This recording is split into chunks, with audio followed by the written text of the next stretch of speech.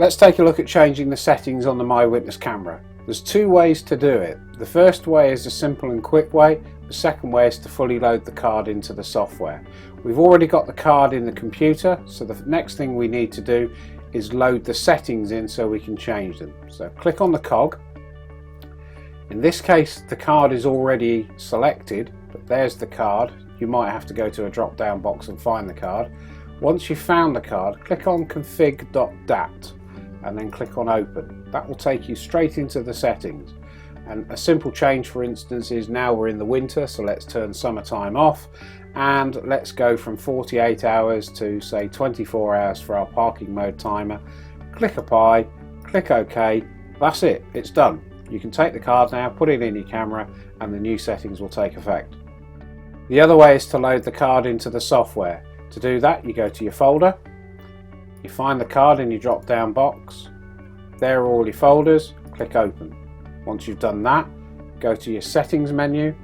You'll need to still load the config.dat file, click open, and there are your files, and then you can do the changes. Same rule applies. So if you want to change it from 24 hours to 48 hours, click on 48 hours, click apply, click OK. The card is now ready to be inserted into the camera. Let's take a look at configuring a blank SD card ready for a MyWitness camera. You may want to configure the card before you put it in the camera so you can change the settings. If you put a blank card straight into the camera will load all the settings onto the card, and that may not be what you wanted. You may have wanted to change the time or something like that. Now, rather than take the card out of the camera, you can take a blank SD card, insert it in your computer. The card will load, as you can see here, and if we open this card, there's nothing on it.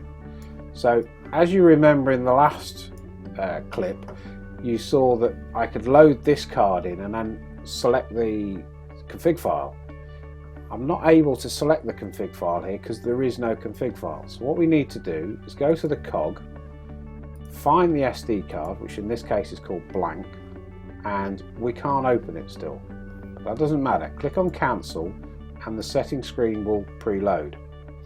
At this point we still don't have a config file on there, so the first thing we need to do is create one. So just click on the create config file.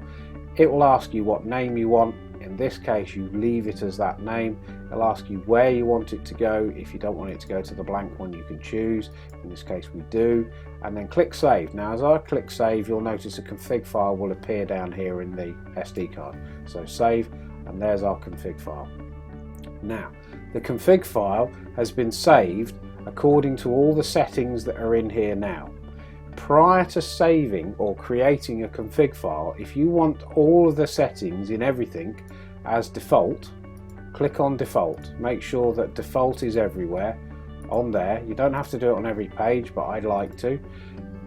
Click on default and everything will be set as default. So if you've got it at 36 hours and you click at default, it'll go back to 48 hours. And then create your config file, create it on the blank card.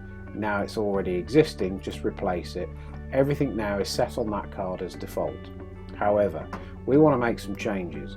So the first thing we want to do is we want the high temperature cutoff to work, and we want the security LED off. And we don't want 48 hours, we want 24 hours. We're in London, it's the winter time now, so that's where we want to be. We're happy with that, so we click apply. And in recording, I want to go from the highest recording to normal recordings. I want to reduce the sensitivity of the G sensor. I want to increase the sensitivity of the motion detection and increase the sensitivity of parking mode. The microphone I'm going to drop down to 3. I click apply and I click OK. Now all of those settings have been saved, and you'll notice just before I save the settings that said 1451 and it now says 1452. That's just the time of modification.